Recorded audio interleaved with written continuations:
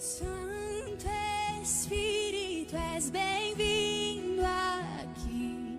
Vem inundar, encher esse lugar. É o desejo do meu coração. Sermos inundados por tua glória, Senhor. Santo Espírito, és bem-vindo aqui.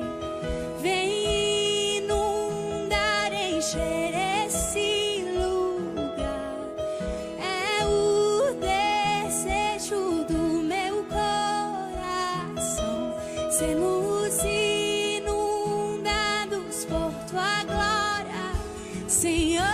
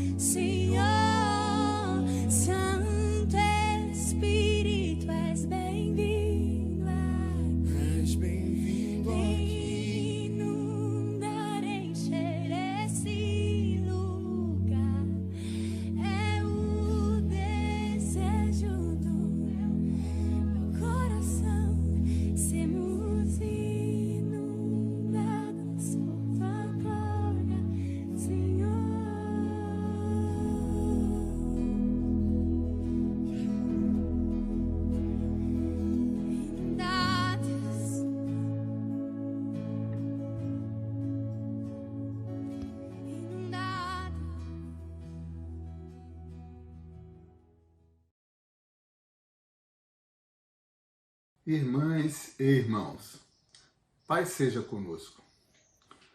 O estudo desta noite segue a ordem da série baseada no livro Igreja é Essencial, redescobrindo a importância do corpo de Cristo, que está sendo aplicado na nossa igreja.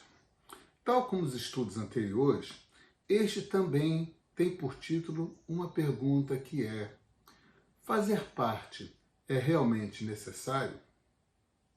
Esta é a pergunta que recebe o capítulo como título para a nossa reflexão. Antes, porém, vamos orar. Senhor, graças te damos por esta oportunidade, porque o Senhor nos provê com a tua graça, de modo que sejamos edificados no conhecimento de ti mesmo, para que, Senhor, sejamos transformados, aperfeiçoados e capacitados a vivermos, Senhor, integrados ao teu corpo, o corpo de Cristo, a sermos integrantes da tua igreja, Senhor, a tua igreja, a igreja, Senhor, que revela ao mundo o teu poder, o teu amor, que anuncia as tuas maravilhas, a tua justiça. Aceita a nossa gratidão, Senhor. Fala aos nossos corações e ministra, Senhor, de modo que possamos guardar em nossos corações as tuas instruções, ó Deus, aplicá-la em nossa vida para o louvor da tua glória. Em nome de Jesus. Amém.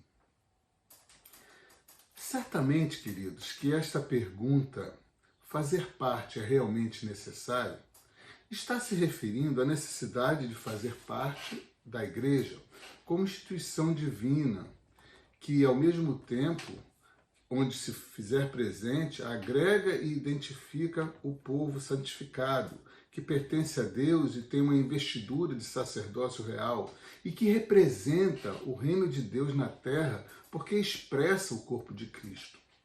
Discernir a necessidade de fazer parte da igreja traz consigo a compreensão do grau de importância e valor de um pertencimento que nos transmite a segurança acerca da nossa cidadania celestial e da nossa credencial de autoridade. Aliás, falar sobre a autoridade da igreja é muito relevante citarmos o grande significado das palavras reveladas no Evangelho em Mateus, capítulos 16 e 18, quando o Senhor Jesus emprega o simbolismo da posse das chaves, expondo o real sentido de ligar e desligar. Em Mateus 16, dos versículos 13 ao 20, aprendemos que é conferida autoridade à igreja para abrir acesso ao reino de Deus e edificar a si mesma, pelo poder do Espírito, sob o firme fundamento da confissão genuína do Evangelho da graça em Jesus Cristo e da permanência em Cristo. Isso significa ligar. Vejamos agora que em Mateus, no capítulo 18, versos 15 a 20, esta mesma autoridade conferida para ligar na membresia, confirmando os verdadeiros confessores do Evangelho, também é conferida à igreja para remover de sua própria membresia qualquer pessoa que não permanece em correspondência à profissão de fé que fez publicamente, por crença à verdade do Evangelho. Isso significa desligar. Portanto, queridos, a igreja é investida de autoridade para declarar o que é uma confissão correta e quem é um correto confessor. A investidura de autoridade confere à igreja a capacidade de aplicar as leis, os princípios e os padrões do reino de Deus, que regem a vida em comunhão santa. Esta aplicação é exercida pela igreja através das ministrações, sejam em pregações ou por meio de estudos, mas que moldam a visão do confesso, que transforma a vida do confesso, segundo a sua convicção para esta nova vida, edificando individualmente e coletivamente, com vistas à santificação do corpo e à operação do serviço da fé por suas boas obras. Nós vemos esta revelação na carta aos Efésios, no capítulo 4. Mas a autoridade também é exercida com o cumprimento das ordenanças. A primeira delas é o batismo, que dá publicidade à confissão de fé e liga o arrependido confessor ao corpo místico de Cristo e, simultaneamente, ao corpo para adoração e serviço, por meio da integração do novo crente à membresia. A segunda ordenança é a ceia. E a ceia expressa unidade e comunhão em Cristo, pelo nosso compartilhar da sua mesa de refeição, como sendo um membro de sua família. Ambas são ordenanças de caráter comunitário, de modo que são praticadas como regra confessional e espiritual em ambiente coletivo, onde o corpo de Cristo se faz presente.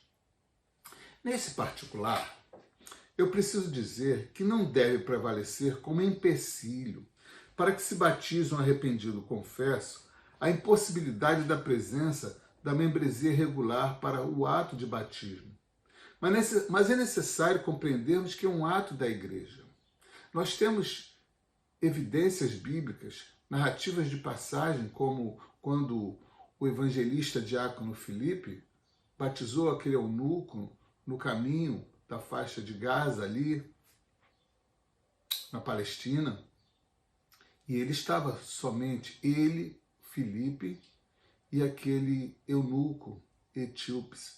Mas o que nós precisamos compreender é que o ato é ato de igreja, porque é a igreja que liga na terra o que terá sido ligado no céu e liga no céu o que terá sido ligado na terra. É a igreja que faz essa conexão pelo mover do Espírito, pela obra do Espírito. Portanto, as ordenanças de Cristo servem prioritariamente para, pelo batismo, sermos integrados ao corpo de Cristo e, pela ceia, vivermos a integridade do corpo de Cristo. Este assunto de ser integrado ao corpo de Cristo e de viver a integridade do corpo de Cristo é tão profundamente sério ao discípulo de Cristo que o apóstolo Paulo, na primeira carta aos Coríntios, conforme nós podemos ver em 1 Coríntios, no capítulo 11, versículo 29, ele adverte que quem come do pão e bebe do cálice sem discernir o corpo, come e bebe juízo para si. Obviamente que o apóstolo Paulo está aqui fazendo uma exposição com referência ao corpo de Cristo, o sentido da comunhão, o sentido de ser membro desse corpo de Cristo. Repare que a advertência do apóstolo Paulo foi motivada de uma censura aos irmãos em Corinto, dizendo-lhes, lá no versículo 11 no versículo 17 desse mesmo capítulo 11, que os irmãos naquela comunidade em Corinto não estavam merecendo louvor porque se ajuntavam não para melhor e sim para pior, visto que os irmãos estavam se reunindo não para praticar a mutualidade, que é a marca do corpo de Cristo, marca da igreja em sua essência, em sua essencialidade. Em verdade, eles estavam se reunindo sempre causando defecções, divisionismo por acepções. Minhas irmãs e meus irmãos, se há algo visivelmente prático para expressar a todos os crentes e através de todos os crentes, com respeito ao valor de necessidade em fazer parte da igreja, em pertencer ao corpo de Cristo, esse algo visivelmente prático é exatamente a mutualidade. A mutualidade tece a igreja como faz o tecelão ao fio de lã para confeccionar o agasalho. Na mutualidade, vivemos o calor da vida em comunhão segura e permanente, como ramos que permanecem conectados ao tronco da oliveira. A mutualidade dá sentido ao corpo de Cristo como verdadeira comunidade de fé, de justiça, de amor e de esperança. Parece repetitivo o que eu estou falando, mas para uma igreja local ser essencial à sua geração e ao seu ambiente de convivência, é indispensável viver a mutualidade, pois nesta prática de cultivo edificamos e somos edificados, discipulamos e somos discipulados, fortalecemos e somos fortalecidos, encorajamos e somos encorajados, amamos e somos amados, perdoamos e somos perdoados, abençoando e sendo abençoados, servimos e somos servidos, valorizamos o outro e somos valorizados pelo outro. Na mutualidade, somos submissos uns aos outros, todos a Cristo e todos em Cristo. Aí revela-se a importância do corpo de Cristo. Porque a prática da mutualidade, ela expõe a unidade do corpo, a comunhão no corpo, o ajustamento para o fim de edificar o próprio corpo, a saber, a própria igreja, e assim testemunhar ao mundo. Quando usamos a metáfora da tecelagem para a mutualidade, estamos apresentando a exata visão de ser membro de igreja. Em resumo, ser membro de igreja é entender a necessidade de fazer parte do que é realmente essencial, compreendendo o conceito de uma igreja com a conjugação de todos os membros na afirmação da profissão de fé, que é uma fé comum, na supervisão dessa afirmação pelo discipulado de outro cristão que estará sendo submetido à própria igreja, sendo integrado à própria igreja. Essa dinâmica expõe o quanto é necessário fazer parte. Se parássemos aqui na exposição desse estudo, aqui já seria suficiente para guardarmos conosco a convicção da necessidade de fazer parte da igreja.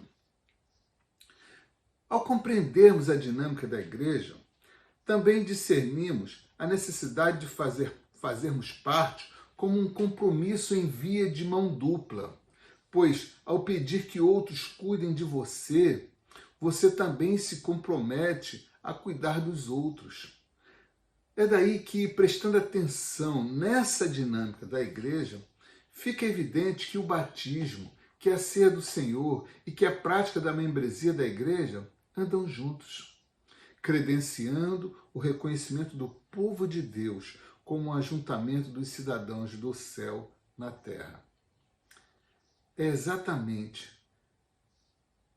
essa comunhão,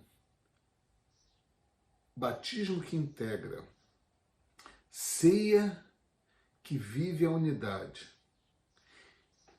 e a permanência da membresia, a permanência de estarmos agregados, congregados, é que faz visível ao mundo que se trata não de um ajuntamento comum, mas de um ajuntamento dos cidadãos do céu na terra.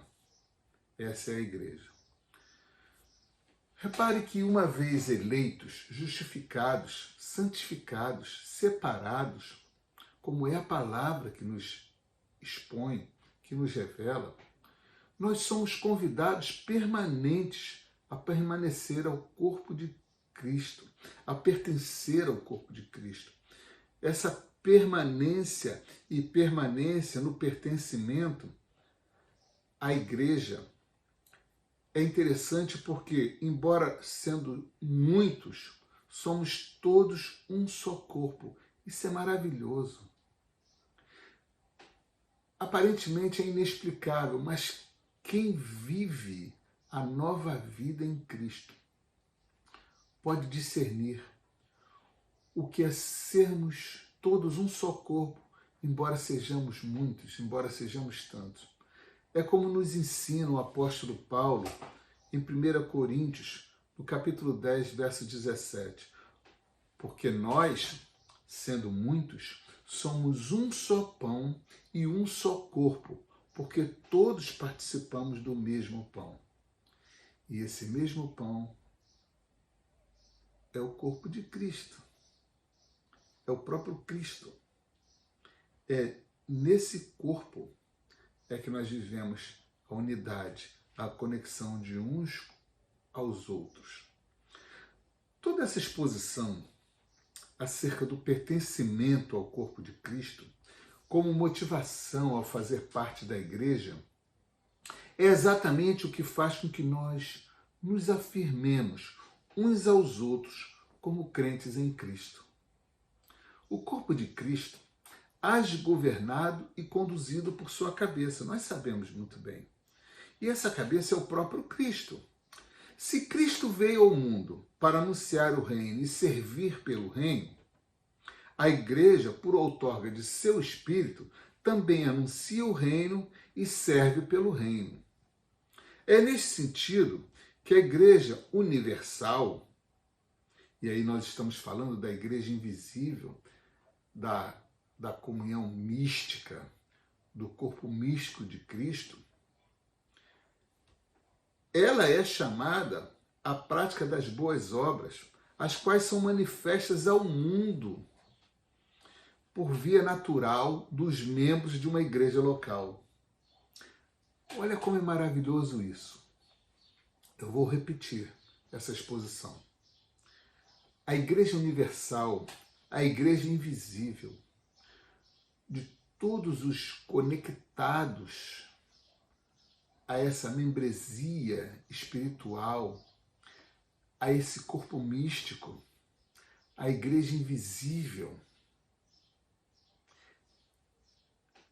a manifestação ao mundo dessa autoridade, desse poder de proclamar a justiça e o amor, ela é realizada pela via natural dos membros de uma igreja local, os quais somos nós, que estamos, assim como enxertados como ramos da oliveira,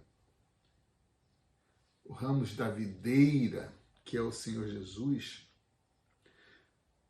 nós somos integrados a essa igreja visível, sendo recepcionados na membresia. Se a conexão espiritual, se o ligar na igreja espiritual se processa no batismo, na recepção também a igreja local, a comunidade de fé estabelecida em determinado local, significa que é através exatamente dessa comunidade local, dessa igreja local, que a membresia natural, fisicamente, expressa a autoridade, o poder que é conferido à igreja espiritual em nome de Cristo Jesus e no poder do Espírito outorgado pelo Pai e pelo Filho. Isso é maravilhoso.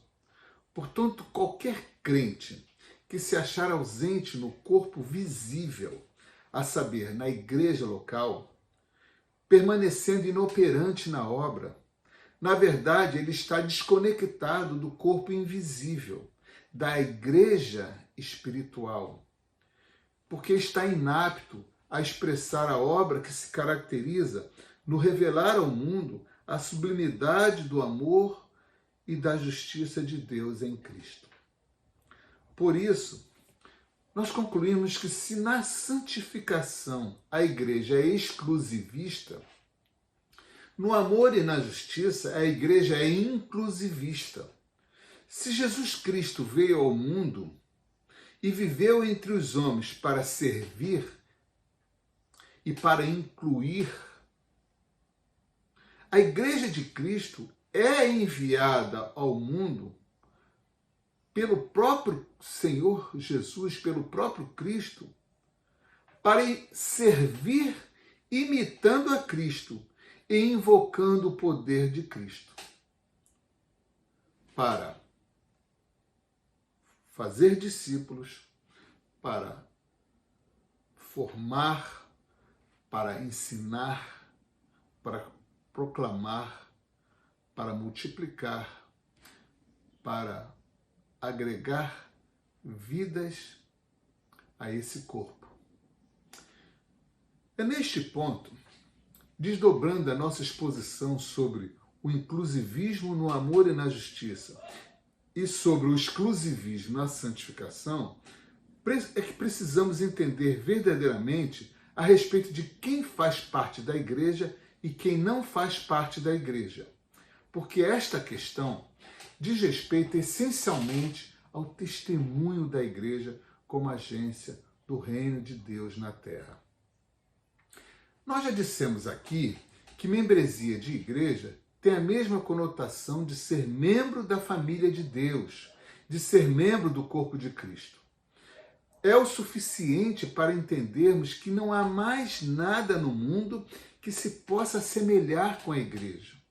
Mas esta visão, queridos, não apenas nos confere status de cidadão do reino, porque também nos convoca ao trabalho, ao serviço comunitário do reino, no agir coletivo pela membresia da igreja local. Desde que o Senhor Deus projetou preparar um povo para chamar de seu, cuidou de separá-lo. Desde quando Deus projetou preparar um povo para chamar de seu, cuidou de separar esse povo. Inicialmente, foi através do chamamento de apenas um homem pagão, Abrão, mais tarde chamado Abraão. Ele que viria a ser pai de nações e no qual se tornariam benditas todas as famílias da terra. 4 gerações depois de Abraão, durante a migração do cativeiro egípcio para a terra prometida, a descendência de Abraão, foi formada a congregação dos filhos de Israel, em plena travessia do deserto. Naquele tempo, houve a iniciação da pureza promovida pelo Senhor Deus. Aí começa a santificação do seu povo. Figura do que viria a se consumar em Cristo. A fim de que aqueles que se fizessem presentes no interior do arraial de Israel, que já era a figura da congregação, o arraial de Israel, que era a figura da igreja naquele tempo, que já era a figura da congregação de Deus. Naquele tempo, o arraial de Israel foi separado para que fosse santificado. Ali, naquele ajuntamento comunitário de migração do cativeiro para a terra prometida, ali já operava o exclusivismo do povo santo. Exclusivismo do povo santo, ou seja, a separação do povo santo. No princípio, a separação, o exclusivismo, a marca de pertencimento da presença permanente do Senhor era vista e nos é revelada na nuvem e na coluna de fogo. E depois, na santificação, através das ofertas, no tabernáculo que foi edificado por instrução do próprio Senhor, com a reserva privativa do Santo dos Santos. Mas aquela santificação era periódica. E era tão solene, porque era sinal da presença do Senhor, que Moisés discerniu profundamente esse diferencial de pertencimento. Conforme nós podemos ver na leitura em Êxodo, capítulo 33, versos 15 e 16, Moisés discerniu tão intimamente, tão sensivelmente, esse caráter da presença do Senhor, separando aquele povo, aquela congregação dos filhos de Israel na travessia do deserto, que quando houve o pecado coletivo e trouxe tristeza ao coração santo de Deus, Moisés suplicou ao Senhor que não permitisse o avanço do povo se ele, o Senhor, não fosse à frente. Moisés, profeta e líder, figura do libertador, ele já havia discernido ali que o sentido da igreja, da congregação dos filhos de Israel, o sentido de pertencimento, de ser comunidade separada, era e é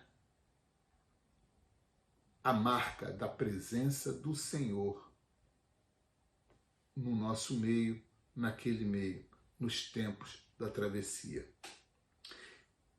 E isso ocorre, isso opera de geração em geração, até a nossa geração e continuará sendo até a volta do Senhor, quando a igreja for recebida no céu, nos ares.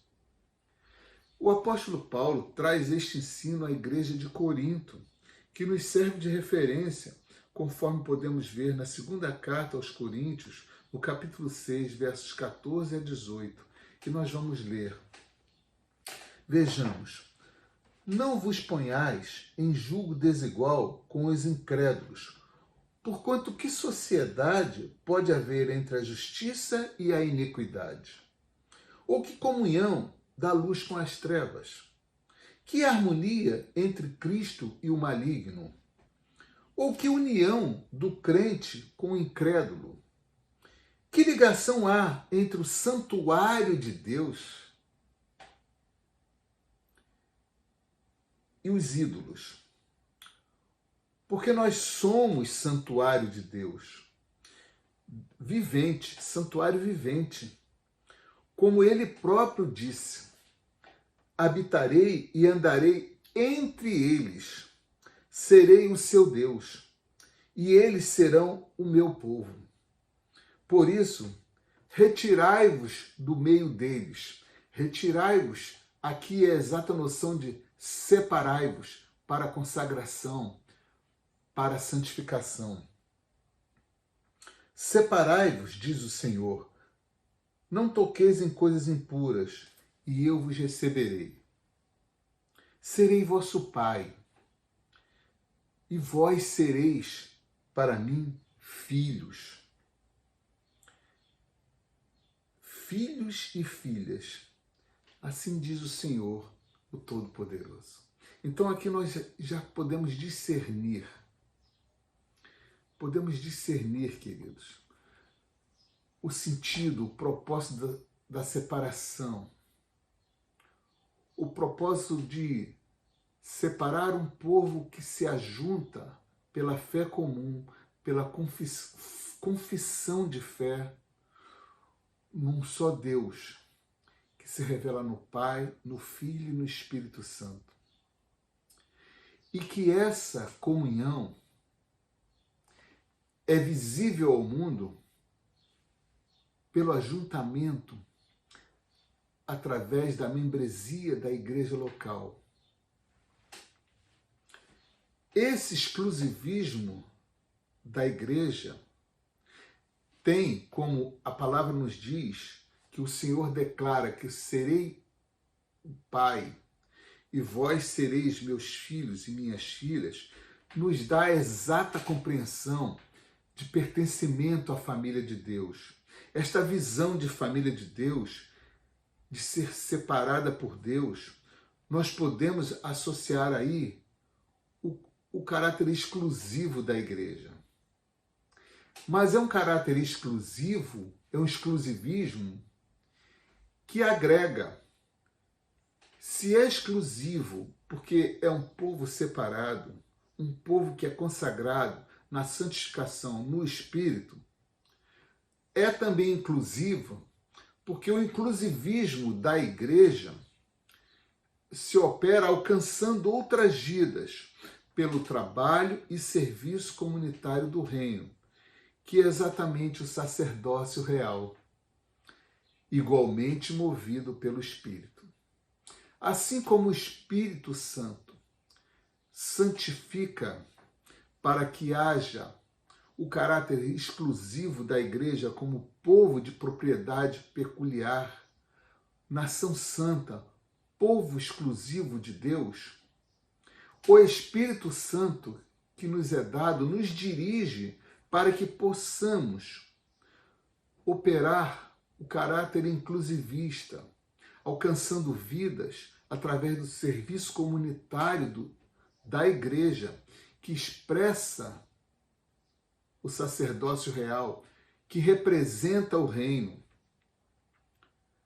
para, igualmente movidos pelo Espírito, possamos proclamar, anunciar, discipular e aí incluir nesse corpo espiritual, a saber, na membresia da igreja, os que são salvos, os remidos e que serão os sacerdotes reais, integrarão a nação santa, integram e passam a integrar o povo de propriedade do Senhor. Basta nos lembrarmos que o sacerdócio real, como igreja, está associado à visão de casa espiritual. Quando nós falamos que a igreja é família de Deus, nós compreendemos também que a igreja é casa espiritual, porque como nós lemos na porção da palavra, Deus habita no meio da congregação e habita no coração, fazendo de todos nós tabernáculo do seu Espírito. Então, se nós, individualmente, somos habitação do Espírito, coletivamente somos conduzidos por esse Espírito, porque aí formamos o corpo, tendo como cabeça o Cristo. E aí nós somos casa espiritual, edifício de Deus, porque temos em Cristo a pedra fundamental e a pedra angular, para que cresça, para que seja edificado, para que seja transformado, para que seja santificado, para que agregue, para que multiplique. Então, quando o apóstolo Pedro faz a aplicação na sua primeira carta universal, no capítulo 2 da primeira carta de Pedro, sobre a casa espiritual, sobre o edifício de Deus, está se reportando ao corpo de Cristo, porque é Deus que edifica, é Deus que governa, é Deus que lidera, é Deus que move, é Deus que transforma, é Deus que agrega, é Deus que congrega. O sacerdócio real da nação santa, que é a igreja, que é o corpo místico de Cristo, tem o exclusivo propósito de proclamar ao mundo as virtudes daquele que nos chamou das trevas para a sua maravilhosa luz. Nós lemos isso com clareza na continuidade do capítulo 2 da primeira carta do apóstolo Pedro. Nós somos o sacerdócio real para proclamar ao mundo. É por isso que a igreja é enviada a sair ao mundo, como a Assembleia dos Santos. A igreja é a Assembleia de Deus, como comunidade dos separados, para incluir outros a essa comunidade. Essa é a obra que o Espírito Santo realiza através da membresia física natural da igreja local. Isso tudo expressa o encargo da igreja, já que significa multiplicar a justiça e o amor revelados em Cristo. Então nós compreendemos que membresia é assunto sempre tratado na Bíblia, por cuja palavra Deus revela progressivamente o seu projeto de, a partir do povo sacerdote, de seu exclusivo pertencimento, formar a raça eleita, congregando todos os povos, línguas e nações. Aí relembramos a ideia da embaixada do reino de Deus. A revelação do capítulo 10 da carta aos Hebreus, também já abordado em estudos anteriores, nos dá a exata noção para concluirmos a ênfase na motivação e necessidade de fazer parte da igreja, realçando a importância do corpo de Cristo. Compreender a necessidade de fazer parte da igreja e não abandonar a prática da congregação santa é trazer sempre conosco o firme fundamento de que somente a igreja de Cristo, o povo separado, é oferecida a liberdade de acesso à presença de Deus, que foi propiciada pelo sacrifício suficiente, eficaz e definitivo, consumado em Jesus Cristo. A participação santificada na igreja é testemunho de coração purificado do pecado, aliançado sob a fé e a confissão da esperança, sem vacilar, como nos diz o texto sagrado na carta aos Hebreus. Confiados na promessa fiel, sendo referência para a prática da mutualidade, pelo encorajamento ao amor e às boas obras, que caracteriza a comunidade messiânica cristã, a comunidade do reino eterno, na certeza de que os dias desta peregrinação se cumprem pelo agir, pela militância da igreja, aguardando os novos céus e a nova terra, quando aí o ministério da igreja terá sido consumado e a volta do Senhor terá se realizado. Nós concluímos assim que congregar é absolutamente necessário, porque a igreja é a portadora da mensagem para a vida, porque a igreja é a comunidade sacerdote do reino eterno.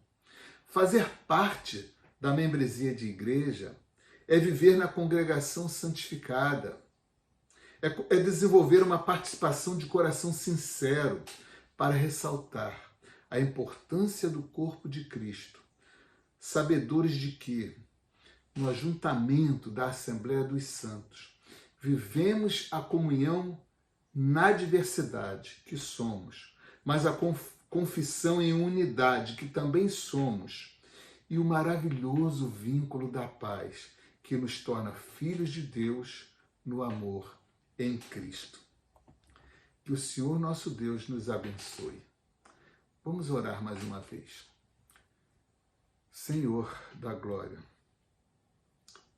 Tu que és tudo em todos, Tu que és o Santo, o Criador, o Redentor, o Consolador.